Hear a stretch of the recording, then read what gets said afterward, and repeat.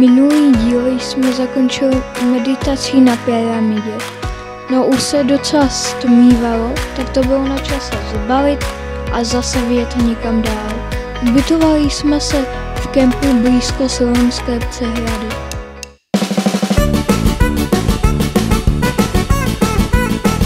Cítili jsme se docela jako pat a mat, tak sami posuďte.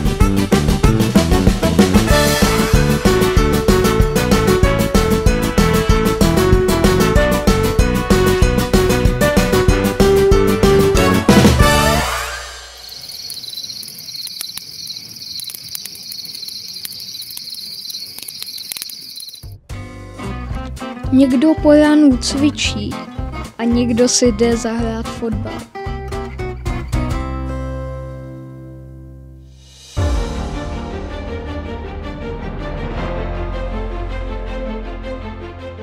Kdo se vyzná v zeměpise, asi pozná, že tohle je hrad Trenčín.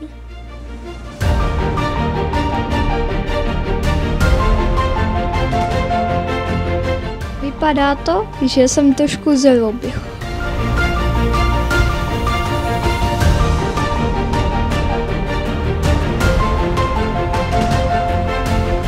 Nicméně výhled byl nádherný.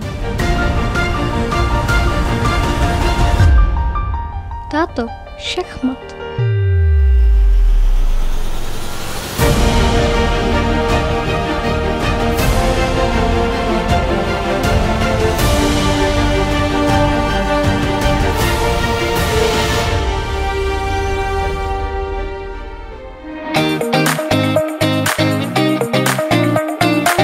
Někdo vyhledává válení se u moře, předražené koupaliště, ale nám postačí zatopený rom.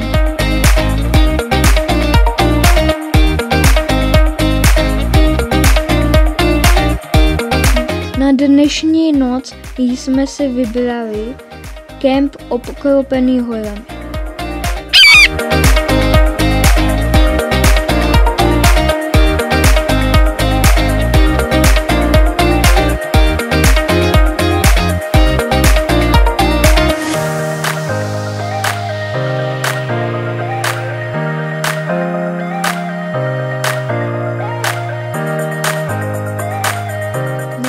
Jsme vynechat návštěvu naší 100leté prababičky.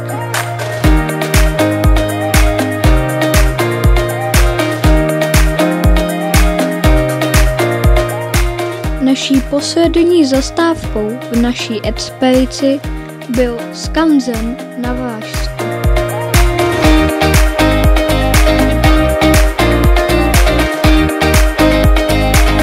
Měli jsme možnost nahlédnout, jak dříve lidi žili a fungovali.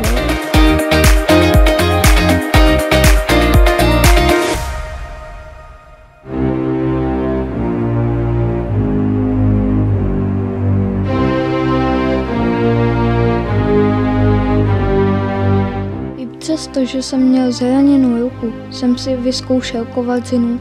A co vám budu říkat, je to těžká práce a vůbec to lidem nezávidím.